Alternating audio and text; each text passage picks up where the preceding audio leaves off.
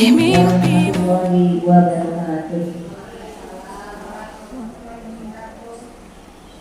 Alhamdulillahirabbil alamin. Assalatu wassalamu ala asyrofil anbiya'i wal mursalin wa ala alihi wa ashabihi rasulillahi ajmain. Amma ba'd.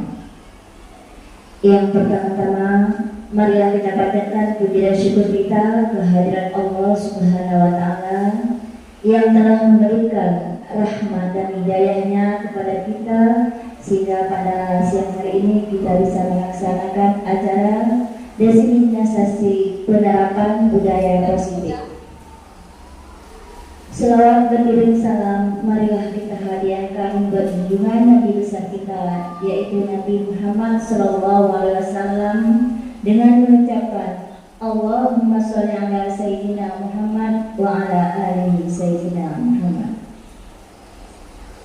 Yang saya hormati Ibu Heli Wayunita sebagai Pengibasan Pendidikan CGP, dan yang saya hormati seluruh majelis guru SDN 018 Purnama. Baiklah, acara kita pada siang hari ini yaitu acara diseminasi penerapan budaya positif yang akan disampaikan oleh Ibu Heli Wayunita dalam Pengibasan Pendidikan CGP. Kepada Ibu Heli Wayunita dipersilakan.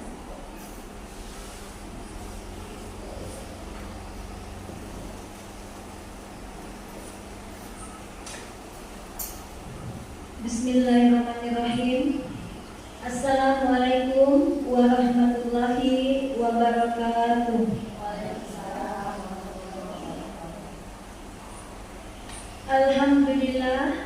Alhamdulillahirabbil alamin.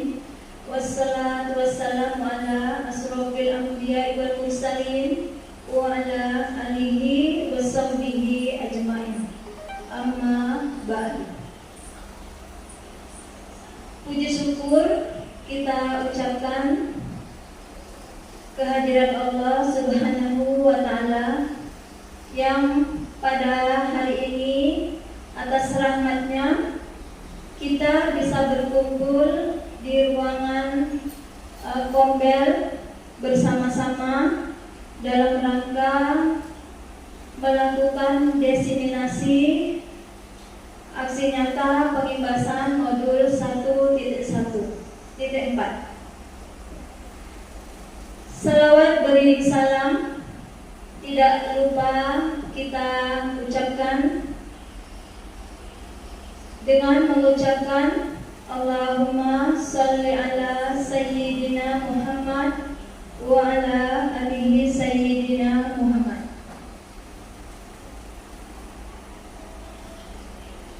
Ibu-ibu semuanya, terima kasih sudah hadir membersamai saya di sini dalam rangka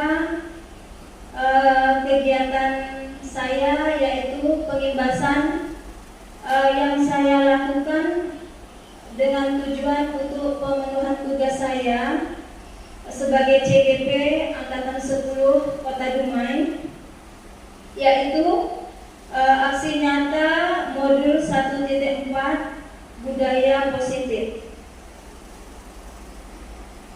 Sebelumnya izinkan saya untuk sedikit membacakan pantun. Sungguh enak makan kuini. Kuini diolah, dibuat acar. Semoga diseminasi kita hari ini bisa berjalan dengan lancar. Anak Melayu menajur Cikair, kair dilajur di Danau Toba. Apa tanda pembelajaran berhasil jika sudah menerapkan filosofi Ki Hajar Dewantara? Baik, ibu-ibu, perkenalkan, nama saya Heli Wayunita. Saya salah satu anggota dari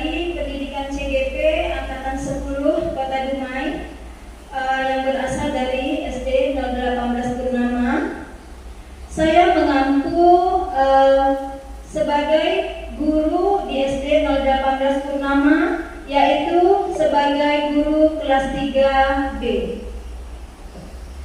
Adapun yang ingin saya sampaikan pada hari ini yaitu tujuan aksi nyata ialah menumbuhkan budaya positif, mewujudkan lingkungan yang aman, nyaman bagi murid dan berpihak pada siswa.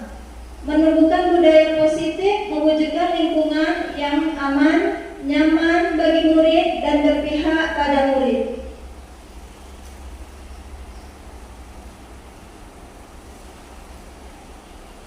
Ibu-ibu, budaya positif di sini yaitu nilai-nilai dan kebiasaan kita di sekolah yang kita lakukan berpihak pada siswa agar tercapainya perkembangan yang menjadi pribadi kepada murid berupa karakter, yaitu dengan penuh hormat, mempunyai perilaku baik, santun, dan tanggung jawab. Ini Bapak Ibu, pendidikan kita sebenarnya tidak lepas dari Bapak Ki Hajar Dewantara, yaitu menurut beliau pendidikan itu adalah menuntun segala kodrat yang ada pada anak untuk mencapai keselamatan dan kebahagiaan yang setinggi-tingginya, baik sebagai manusia maupun sebagai anggota masyarakat. Tugas guru di sini, Ibu, adalah sebagai penuntun saja. Kita menuntun kodrat yang ada pada anak. Kodrat biasanya yang ada pada anak itu, ibu-ibu, yaitu kodrat alam dan kodrat zamannya.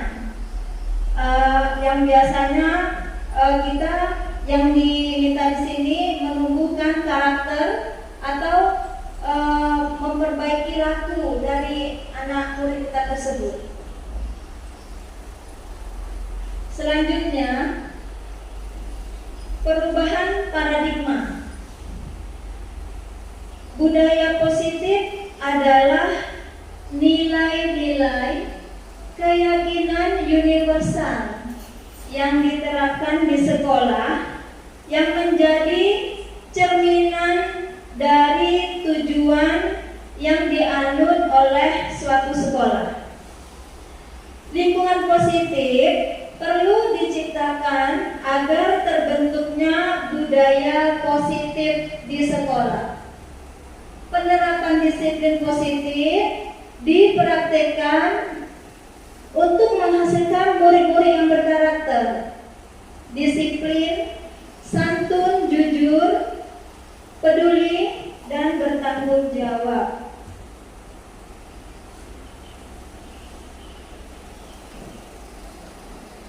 Di sini peran kita, ibu-ibu, sebagai guru, kita merupakan pemimpin pembelajaran.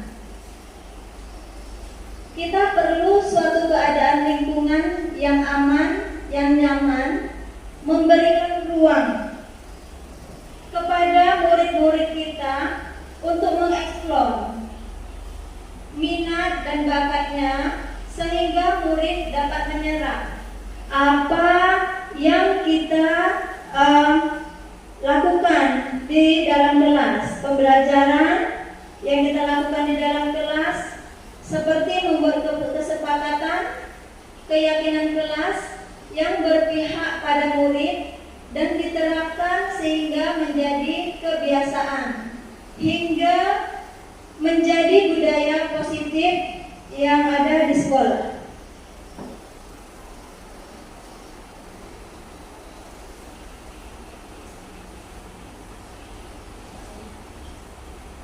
Selanjutnya, ini ibu-ibu, bahwa yang ingin kita capai ini yaitu karakter anak-anak kita yang kita ketahui yaitu pada profil pelajar Pancasila. Di sini sikap-sikap yang ada pada profil pelajar Pancasila ada 6, yaitu mandiri, kreatif, berpikir kritis, bergotong royong, berketuhanan yang Maha Esa, dan yang terakhir adalah berkebinekaan global.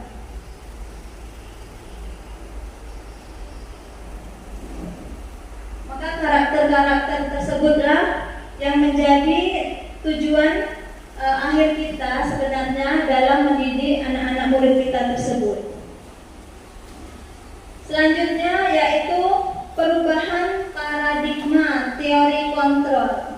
Nah, di sini Ibu, kita sering mengatakan bahwa kita bisa mengontrol anak. Kita mampu katanya merubah anak yang tadinya misalnya nakal, kita bisa merubah diri anak itu menjadi baik. Sebenarnya tidak, Ibu. Disinilah terjadi paradigma teori kontrol ini, yaitu yang pertama ilusi guru mengontrol murid, padahal tidak. Kita sebenarnya tidak bisa mengontrol murid-murid kita tersebut.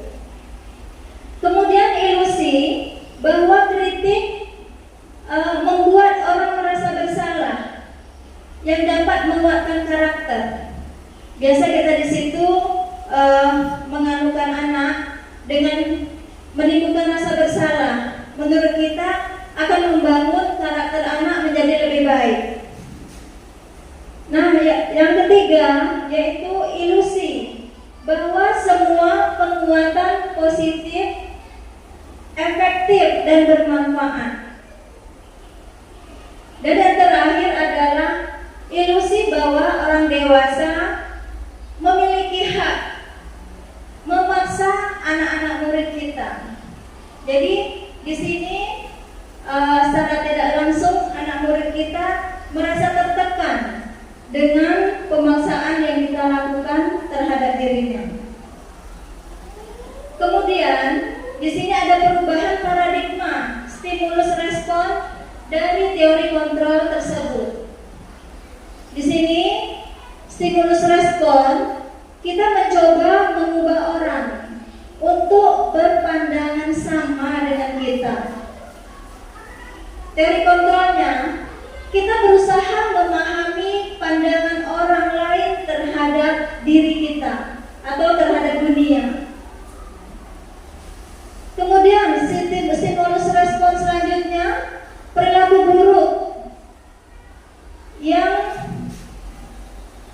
sebagai suatu kesalahan, yang kita lihat sebagai suatu kesalahan.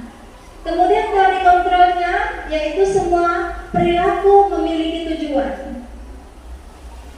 Dan kemudian lagi orang lain bisa mengontrol saya.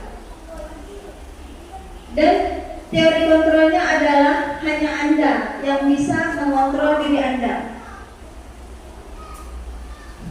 Stimulus respon selanjutnya, saya bisa mengontrol orang lain. Ternyata pada teori kontrolnya Anda tidak bisa dikontrol oleh orang lain.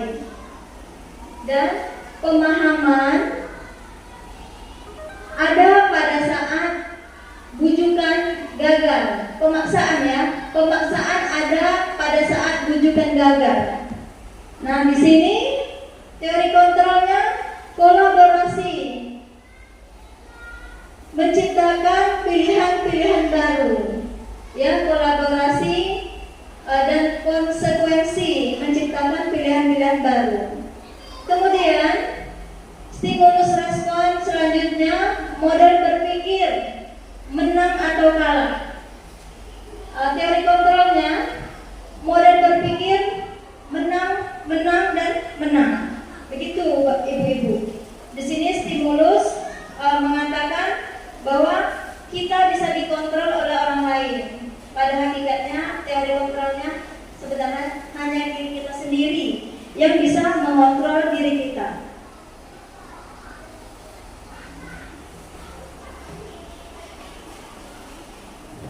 Selanjutnya Ibu-ibu, kita lanjut pada disiplin.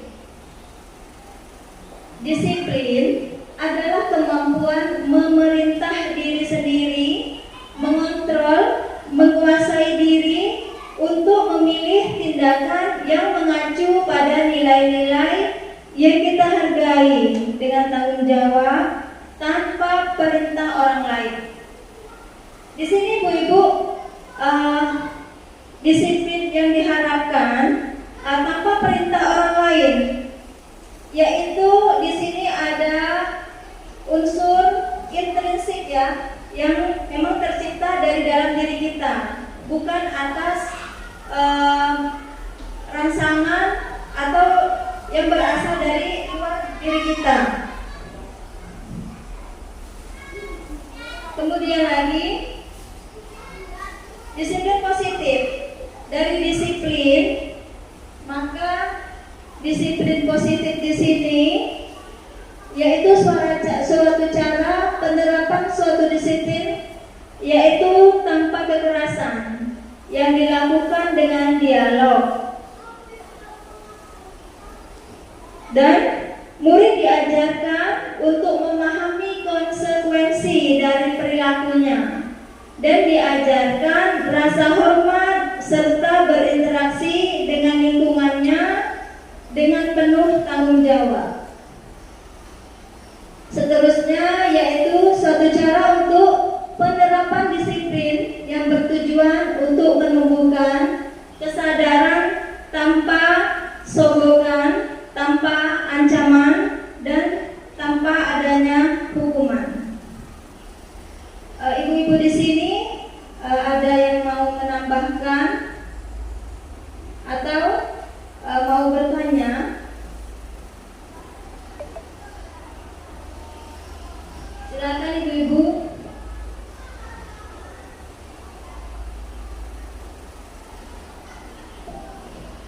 Belum ada ya? Berarti ibu-ibu sini sedang paham ya? Karena sebenarnya ini semua kita udah melakukan biasanya. Hanya saja kadang kita tidak tahu yang kita lakukan itu memenuhi nilai-nilai yang sudah disebutkan tadi. Ini ibu-ibu, disiplin positif akan menumbuhkan nilai-nilai kebajikan, yaitu sifat positif manusia yang merupakan tujuan mulia yang ingin dicapai oleh setiap individu. Nilai tersebut bersifat universal dan lintas bahasa, lintas suku, bangsa, agama, maupun latar belakang. Setiap perilakunya memiliki suatu tujuan dengan mengaitkan nilai-nilai kebajikan yang diyakini, sehingga memunculkan teori intrinsik, motivasi intrinsik yang ada dalam dirinya.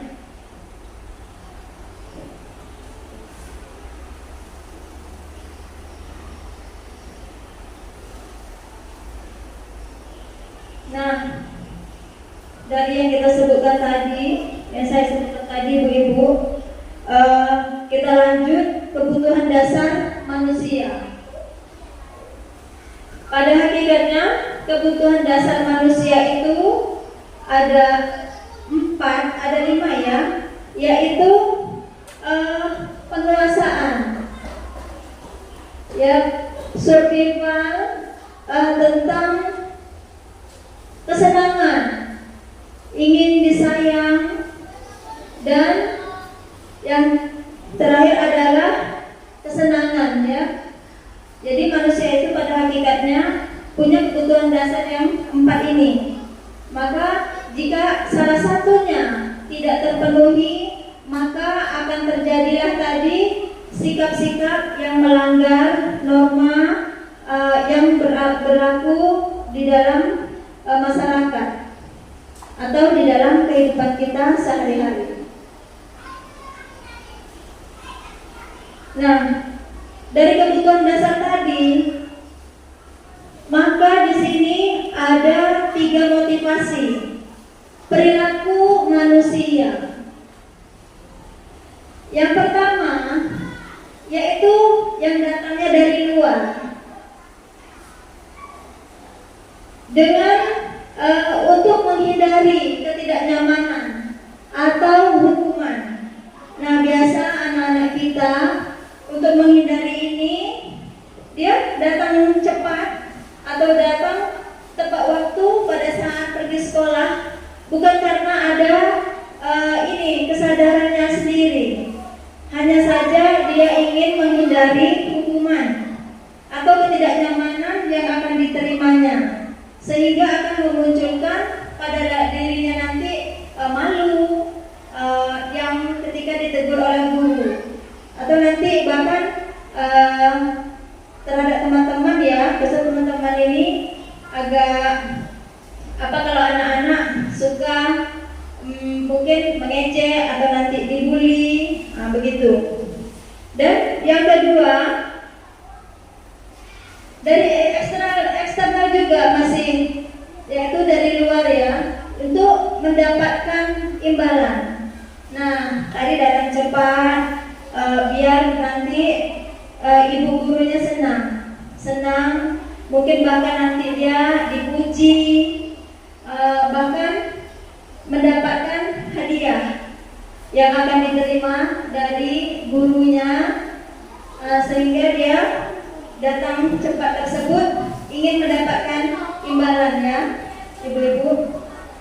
Kemudian yang eksternalnya, yaitu untuk menjadi seorang ya, yang mereka inginkan dan ingin menjadi diri sendiri dengan nilai-nilai yang mereka yakini. Nah, di sini ibu-ibu ada unsur motivasi intrinsiknya, yaitu anak tersebut datang ke sekolah tepat waktu, mungkin mengerjakan tugas dengan baik dan tepat waktu. Itu memang muncul dari dalam dirinya.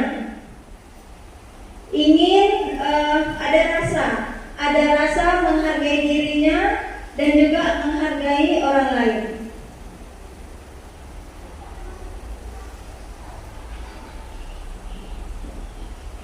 Selanjutnya, konsep disiplin dengan identitas gagal. Nah, ini ibu-ibu perlu kita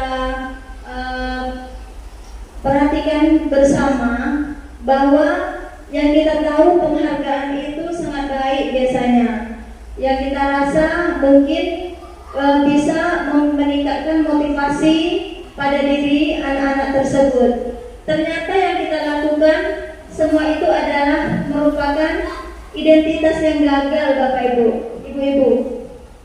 Yaitu yang pertama, hukuman.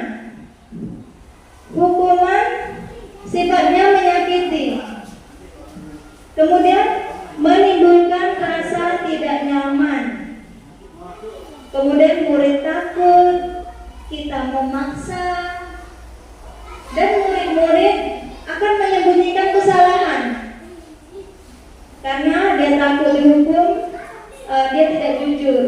Akhirnya disembunyikanlah kesalahannya. Dan yang terakhir, murid menjadi rendah diri. Nah, merasa dirinya rendah ya, merasa tak berguna atau bagaimana, karena dia takut dengan yang akan dia terima. Kemudian kalau untuk penghargaan, biasanya pasti ya, anak dan kita sendiri jika diberi penghargaan itu sangat senang. Sebenarnya penghargaan itu nantinya akan menimbulkan rasa tidak nyaman juga akhirnya terhadap diri kita, yaitu kita merasa tidak efektif. Kemudian bisa merusak hubungan di sini. Mungkin seperti anak-anak, kita sering memuji salah seorang anak atas mungkin kemampuannya dalam belajar atau sikap yang dia lakukan. Kemudian timbullah rasa iri terhadap teman-temannya yang lain. Yang ketiga, mematikan kreativitas. Jadi kalau kita sudah memberi penghargaan terhadap anak-anak tersebut akan merasa di atas angin, merasa dia sudah hebat. Makanya dari situ, oh saya sudah pintar, sudah bisa. Jadi dia merasa sudah hebat, makanya dia tidak mau lagi mengembangkan kreativitasnya. Dan yang keempat, menghukum dengan sistem ranking. Nah, makanya kita dalam kurikulum 2013 itu sudah dimulai, kita tidak ada lagi ranking ya, ibu-ibu. Nah, sudah tidak berlaku. Makanya disitulah tidak diberikan ada peraturan bahwa kita tidak memberikan ranking lagi selain dari deskripsi nilai yang kita berikan terhadap anak. Kemudian merampas hak dalam menghargai dirinya.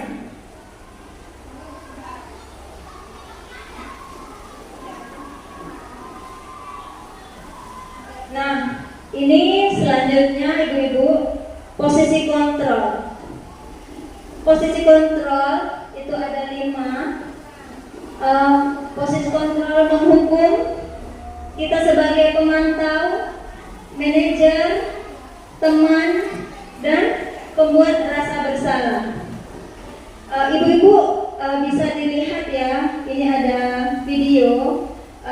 Silakan ibu-ibu amati. Pada posisi-posisi kontrol tersebut sangat bermanfaat untuk kita.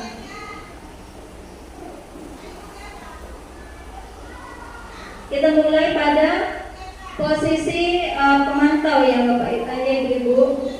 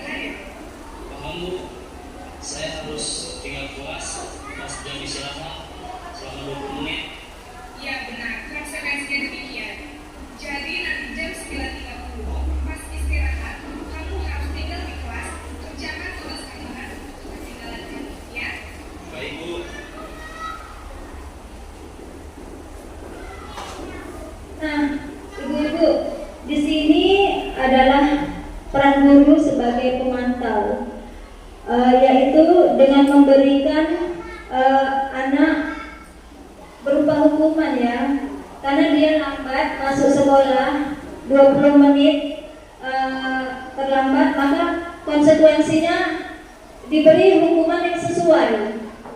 20 menit juga nanti dia harus menambah jamnya untuk melakukan pembelajaran yang tertinggal. Kemudian kita lanjut posisi guru sebagai pembuat rasa bersalah.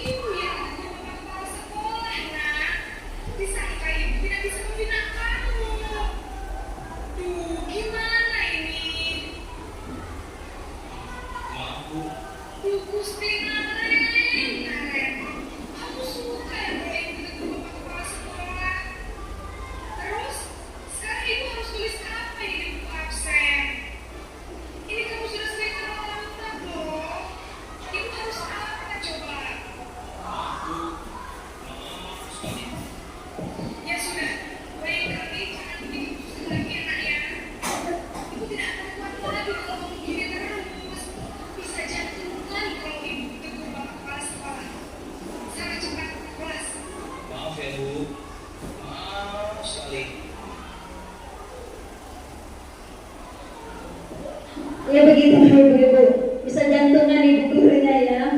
Kira-kira ibu pernah kita melakukan seperti ini nggak bu? Pernah ya? Ya, inilah yang menimbulkan rasa bersalah terhadap diri anak. Kemudian lagi posisi kontrol yang ketiga yaitu guru sebagai penghukum.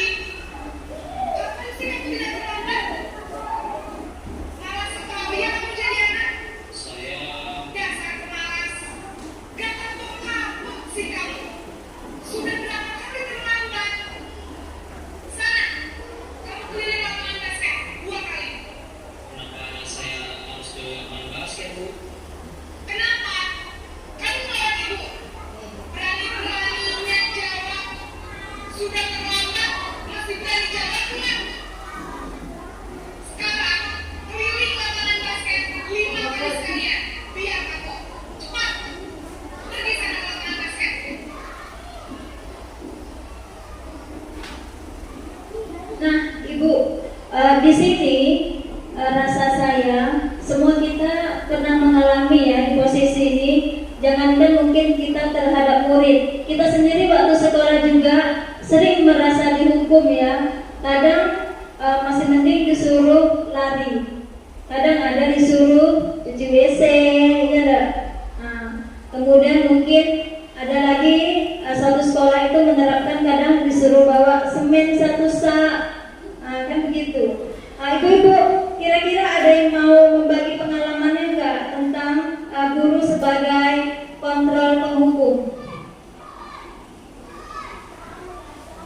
Ada ibu? Oh, Bu Maya nih kayaknya mau ya. Ya, silakan Bu Maya.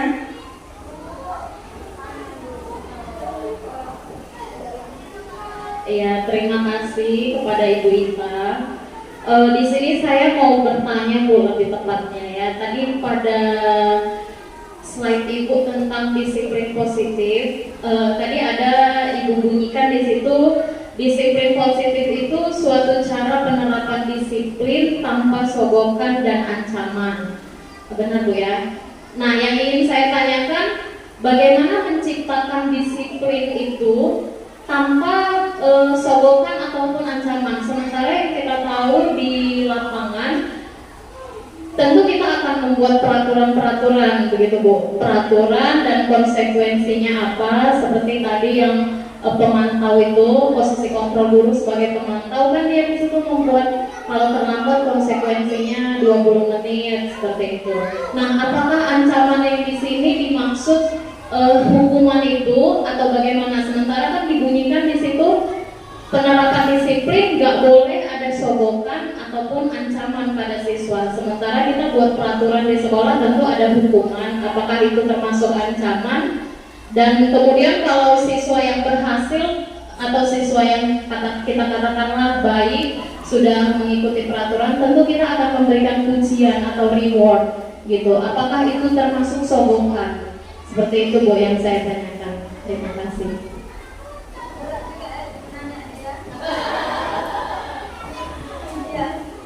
Terima kasih sama Ibu Maya. Sebenarnya Ibu Maya, di sini peran kita memang pada nanti akan ada slide selanjutnya. Ini kan belum selesai. Tapi Ibu Maya tanyakan bagaimana cara kita menerapkan disiplin terhadap anak tanpa adanya menyogok tadi ya. Sogok menyogok atau apalah yang kita lakukan terhadap anak tersebut.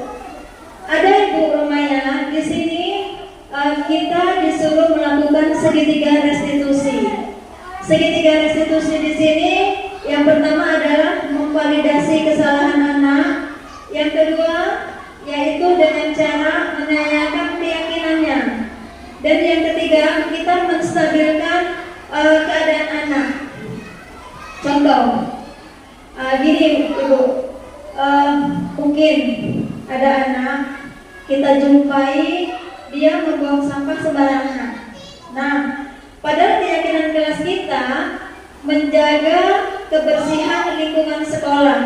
Nah, pada keyakinan sekolah kita.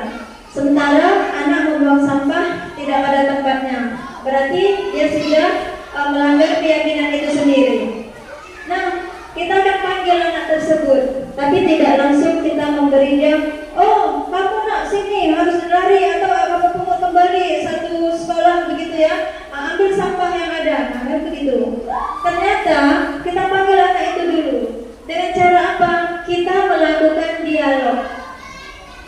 Kita ambil anak tersebut, kita panggil, kita lakukan dialog. Nak sini dulu. Kamu tahu kenapa kamu ibu panggil? Nah, di situ kita mulai ajak anak stabilkan dulu keadaannya. Nah, iya Bu, tadi saya salah. Nah, dia udah tahu duluan dia salah. Apa yang kamu lakukan? Tadi saya Bu membawa sampah tidak pada tempatnya. Nah, di situ dia udah sadar, dia sudah melanggar keyakinannya sendiri. Nah, di situ, nah apa yang kamu lakukan itu sudah benar. Nah, di situ kita menstabilkan, memvalidasi kesalahannya dulu. Apa yang kamu lakukan itu benar-benar membuang sampah sembarangan. Dia akan mengatakan tidak Bu. Nah, harusnya bagaimana? Membuang sampah, dibuang sampah Bu. Nah, ya begitu kan? Dia ketahui sendiri Bu. Nah, tanpa kita, oh ini salah nak gitu. Nah, begitu. Dan setelah itu kita akan katakan, jadi keyakinan kelas yang mana? Misalnya yang kamu langgar, ya Bu, saya melakukan kesalahan Bu, membuang sampah tidak pada tempatnya. Yaitu keyakinan mungkin kita sudah, makanya di kelas itu Bu seharusnya punya keyakinan kelas masing-masing. Nah, di situ nanti bisa kita jadi pemantau atau sebagai manajer lah di dalam kelas itu. Nah, setelah anak meyakini seperti itu, baru kita katakan, nah bagaimana kira-kira cara kamu mengatasi kesalahan kamu? Nah, di situ melakukan misalnya, Bu, besok Bu, saya Bu siap makan, saya akan buang sampah pada tempatnya. Nah, bisa kamu melakukannya. Nah, terus kita yakin lagi. Insya Allah Bu, atau yakin Bu saya bisa. Nah, di situ. Jadi anak tanpa kita hukum pun dia udah tahu kesalahannya. Maka dia sendiri yang akan memperbaiki kesalahannya. Nah, di situlah yang kita katakan tadi motivasi intrinsiknya. Jadi bukan karena kita, tapi karena dia sudah tahu dengan keyakinannya. Nah, terima kasih ya Ibu Maya. Lebih dan kurang nanti kita sambung karena kita dekat ya Bu Maya, kelas kita sama-sama sore. Oke, kita lanjut lagi. Yang satu lagi yaitu guru sebagai manajer.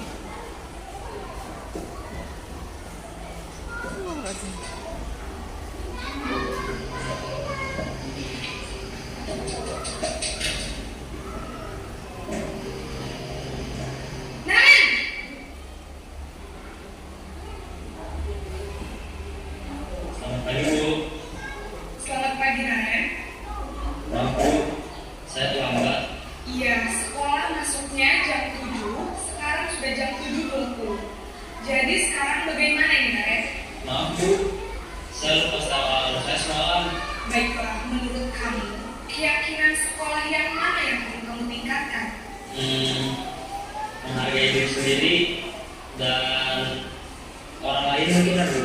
Setuju. Jadi, apakah Naren meyakini prinsip saling menghormati tersebut? Iya Bu, saya meyakininya. Apakah Naren bersedia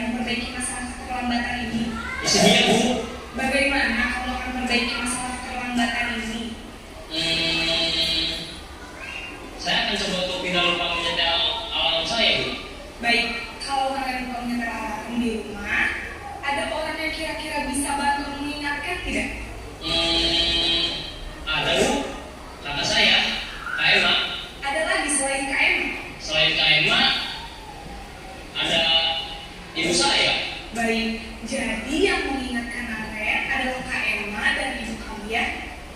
Kira-kira akan mulai setel alarm kapan nih Naren? Setelah pulang sekolah, akan segera saya lakukan.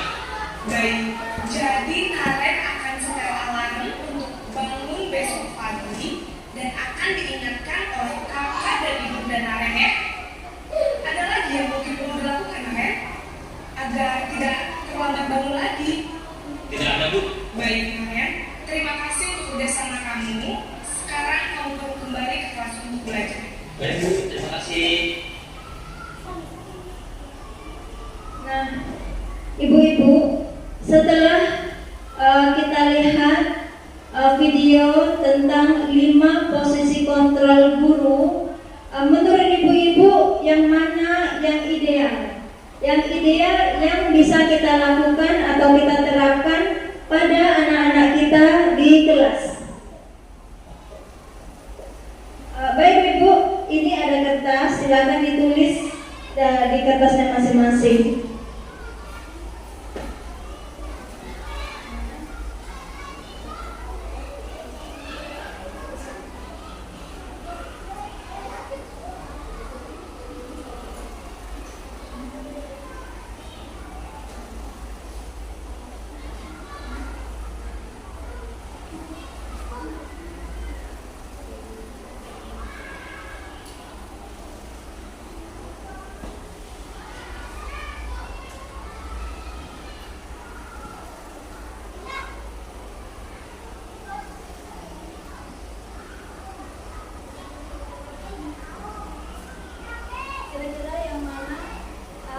Menurut ibu-ibu dari 5 posisi kontrol guru tadi yang ideal yang bisa kita lakukan.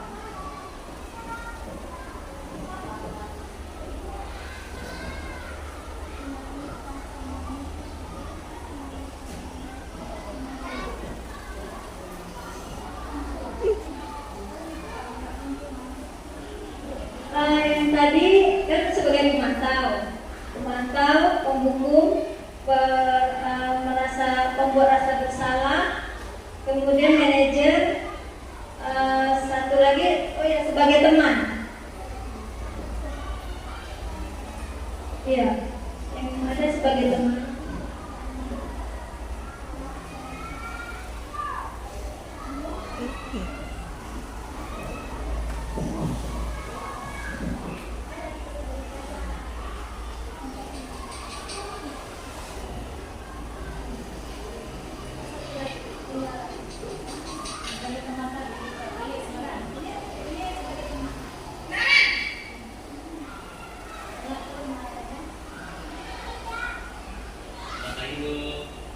Wah, sudah jam berapa ini nak?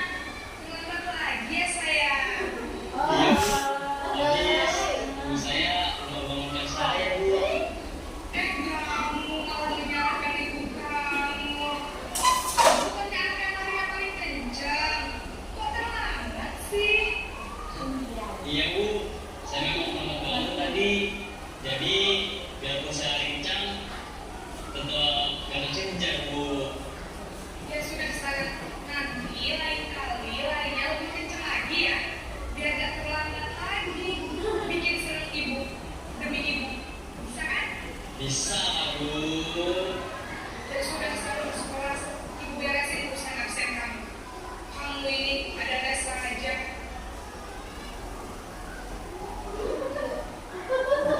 Enak ya Bu ya, sebagai teman katanya. Mau beresin pula tuh ini absennya ya enggak?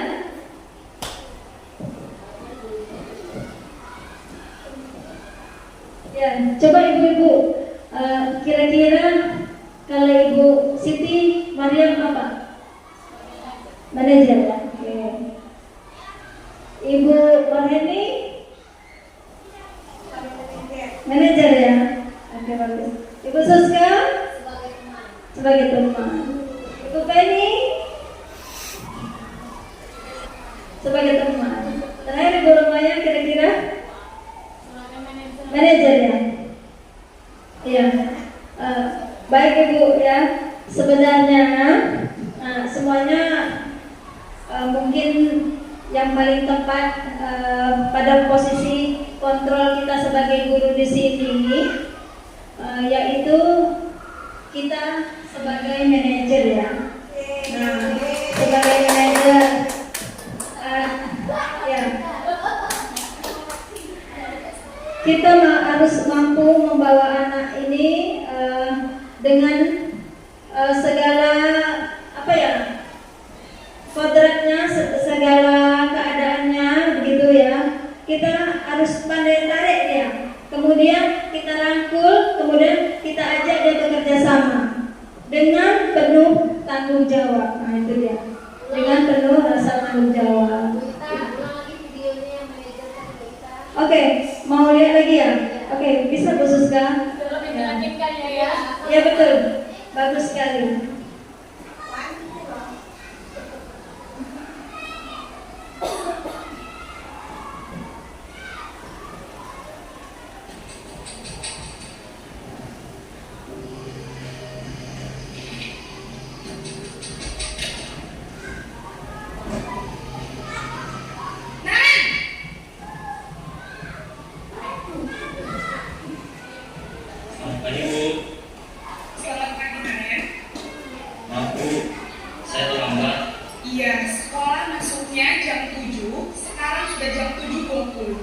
Jadi sekarang bagaimana ini, Naren?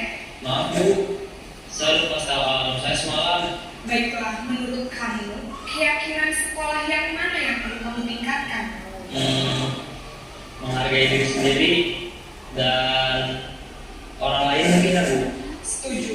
Jadi, apakah Naren meyakini prinsip saling menghormati tersebut? Iya Bu, saya meyakininya. Apakah Naren bersedia memperbaiki masalah keterlambatan ini? Bersedia Bu. Bagaimana kamu akan perbaiki masalah keterlambatan ini? Saya akan coba untuk tinggal lupa menyetel alarm saya Bu. Baik, kalau Naren lupa menyetel alarm di rumah, ada orang yang kira-kira bisa bantu mengingatkan tidak? Ada Bu, kakak saya, Kak Emma. Ada lagi selain Kak Emma? Selain Kak Emma, ada ibu saya. Baik, jadi yang mengingatkan Naren adalah Kak Emma dan ibu kamu ya? Kira-kira akan mulai start alarm kapan nih, Naren? Setelah pulang sekolah, akan segera saya lakukan. Baik, jadi Naren akan setel alarm untuk bangun besok pagi dan akan diingatkan oleh kakak dan ibunda Naren ya. Ada lagi yang mungkin perlu dilakukan, Naren, agar tidak terlambat bangun lagi? Tidak ada Bu. Baik, Naren, terima kasih untuk kerjasama kamu. Sekarang kamu perlu kembali ke kelas untuk belajar. Baik Bu, terima kasih. Nah, di sini tadi Ibu, selain kita menanyakan keyakinannya, di sini juga ada solusi. Nah, solusinya dengan menanyakan kira-kira apa yang mau dilakukan selanjutnya kepada anak tersebut. Nah, dia akan masang alarm katanya lebih awal.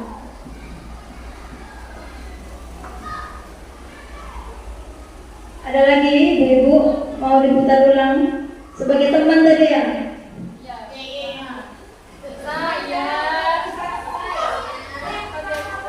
Apa?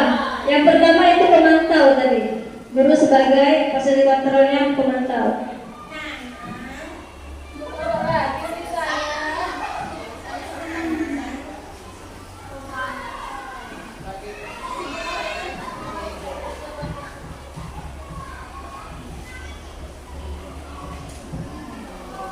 Nah, ini lanjut ya Ibu-ibu.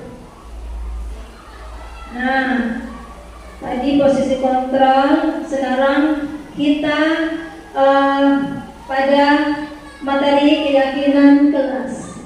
Nih, mengapa tidak peraturan kelas saja katanya? Mengapa harus keyakinan kelas? Nah, karena untuk mendukung tumbuhnya motivasi intrinsik, kembali ke nilai yang mendukung nilai-nilai atau keyakinan lebih menegakkan seseorang dibandingkan mengikuti serangkaian peraturan-peraturan tertulis tanpa makna. Nah, biasanya kalau peraturan kan disebutkan siswa tidak boleh terlambat datang ke sekolah. Nah, kalau di sini keyakinan kelasnya, kira-kira apa Bu yang bisa kita buat? Kalau pada peraturan biasanya siswa tidak boleh terlambat datang ke sekolah. Ya, biasanya kita berkeyakinan kelasnya yaitu siswa harus disiplin, begitu.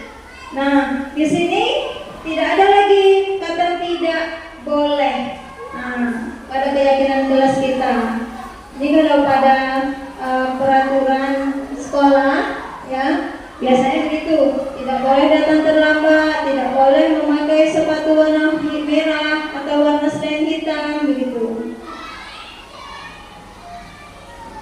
Kemudian lagi pembentukan keyakinan kelas harus menggunakan pernyataan-pernyataan yang universal, dibuat dalam bentuk positif, tidak terlalu banyak sehingga mudah untuk diingat atau dipahami oleh warga kelasnya.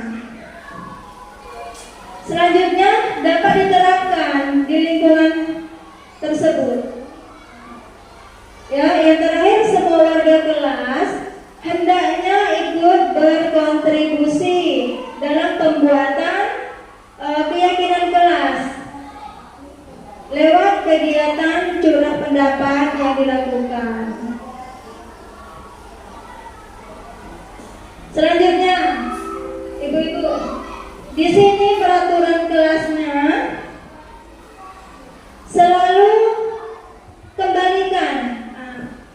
selalu kembalikan buku di tempatnya.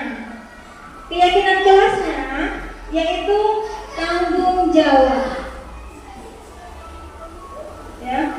Kemudian lagi orang yang mengganggu orang lain.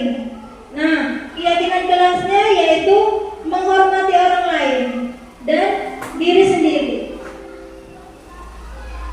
Kemudian menggunakan masker. Kalau menggunakan masker itu keyakinan kelasnya yaitu kesehatan. Ya, kesehatan. Kemudian keselamatan. Dan yang kesehatan di sini dilarang, contohnya anak dilarang makan apa nih? Orang yang melakukan kekerasan. Nah, kekerasan di sini kita yakini bahwa untuk kesehatan dan untuk menghargai orang lain. Nah, di sini ada peraturan, di sini sebelahnya adalah keyakinan atau nilai-nilai kebajikan yang kita ajarkan. Kemudian ibu-ibu, ini yang terakhir, ini yang kita sebut tadi itu segitiga restitusi. Segitiga restitusi ini punya 3 stepnya, punya 3 tahapannya. Yaitu yang pertama, kita menstabilkan, ya, menstabilkan keadaan. Kemudian yang kedua, kita validasi, kita melakukan validasi kesalahan anak tersebut. Nah, yang ketiganya, kita meyakini, menanyakan kepada anak keyakinan kelas yang mana yang sudah dilanggar anak tersebut.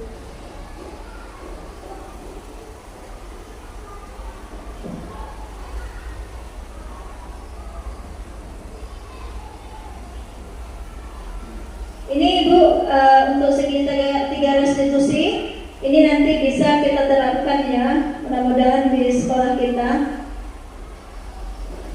Ini video terakhir.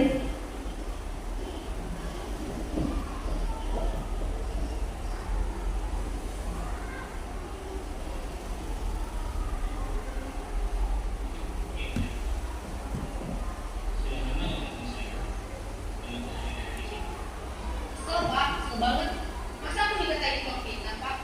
Ya aku marah lah, aku balik ke TNK di depan kelas, banget. Oh, gitu. juga karena apabila ada yang lupa seperti itu. Kemudian pada saat itu kamu melakukan apa? Ya saya langsung ngatain Eka lah Pak. Kesel banget. Saya bentak-bentak dia depan temen lain. Oh begitu. Pasti kamu melakukan seperti itu karena satu alasan tertentu. Iya Pak, saya diam saja Pak. Ya saya bela diri lah. Masa saya dituduh tukang fitnah? Ya wajarlah. Mempertahankan harga diri itu sesuatu yang penting. Untung kamu tidak berpikir apa lagi. Hanya mengatakan. Iya Pak. Saya masih sabar dan saya dan terus padahal saya pasti bela diri lah. Ya pasti ya. Tapi kamu memilih untuk tidak bertahan dan bersabar. Kamu memilih untuk tidak berbuat lebih parah lagi. Nah, sekarang coba kita lihatkan tindakan kamu yang mentak-mentak Mas. Tindakan kamu itu kira-kira sesuai dengan keyakinan Mas atau ujian tidak? Enggak Pak. Sampai Pak jadi marah. Jadi keyakinan atau prinsip mana yang sesuai dengan keinginan kamu? Ya saya sebenarnya selalu seperti bahwa ingin saat itu saya menjadi emosi. Jadi tidak mengubah sikap itu. Kamu meyakini tidak? Kehargaan itu penting buat kamu. Yakin lah Pak. Iya, setuju. Kita harus saling menghargai. Namun ada juga keyakinan yang seperti yang perlu kita yakinkan. Apabila kita sedang melakukan, Ya saya bisa lebih proaktif mulai dengan diri sendiri. Saya bisa jadi lebih sabar melalui waktu dan berpikir mau apa selanjutnya. kira-kira kamu bersedia memperbaiki masalah ini tidak? Sedia Pak. Kalau kamu memperbaiki masalah ini, kamu akan menjadi orang seperti apa? Saya akan menjadi orang yang bertanggung jawab kali ya Pak. Dan senantiasa proaktif. Iya, menurut kamu bagaimana rasanya menjadi orang seperti itu? Ya nyaman lah. Bangga bisa bersabar dan menghargai. Baiklah kalau begitu. Yuk kita pikirkan bagaimana memperbaiki masalah ini.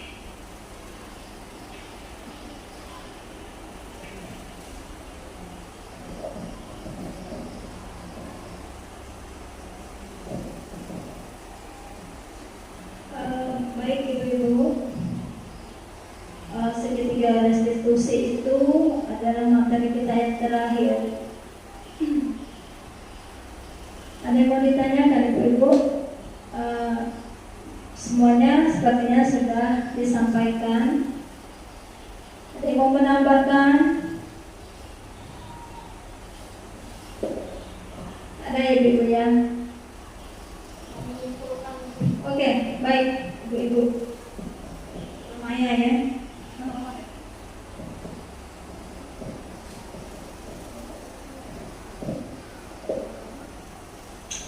Baiklah, terima kasih sebelumnya kami ucapkan kepada Ibu Ita sebagai narasumber yang memaparkan materi dengan begitu jelas ya Bu. Jadi di sini kita paham yang saya dapatkan dari diseminasi Bu Ita hari ini yaitu bagaimana posisi kontrol itu sangat penting. Kita sebagai guru itu sangat penting untuk sebagai posisi kontrol, khususnya tadi posisi kontrol manajerial. Jadi dengan manajerial, jadi bagaimana kita bisa membuat, bukan kita sih yang membuat anak, tapi bagaimana kita bisa mengarahkan anak supaya dia bisa melakukan disiplin positif itu karena kesadaran dia sendiri gitu Bu. Jadi yang saya dapatkan di sini, anak-anak itu tidak akan melakukan disiplin itu demi takut dihukum karena diancam atau demi mendapatkan sesuatu, tapi dia tahu kenapa dia harus disiplin gitu, dan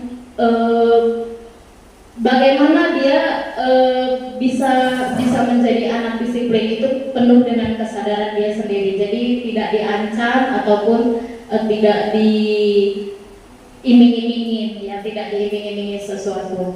Jadi yang saya dapatkan, yang kami dapatkan, terkhusus saya pribadi dari materi Ibu Ita ini sangat banyak, dan saya rasa ini sangat penting untuk penerapan kita di kelas kita masing-masing. Terima kasih Bu Ita. Terima kasih ya atas tanggapan Ibu Romaya. Mungkin diseminasi ini, kegiatan kita hari ini sudah selesai ya materinya, dan ditutup dengan pertanyaan yang ditanyakan oleh Bu Maya tadi. Bukan pertanyaan, sebenarnya menambahkan ya berdasarkan pemahamannya.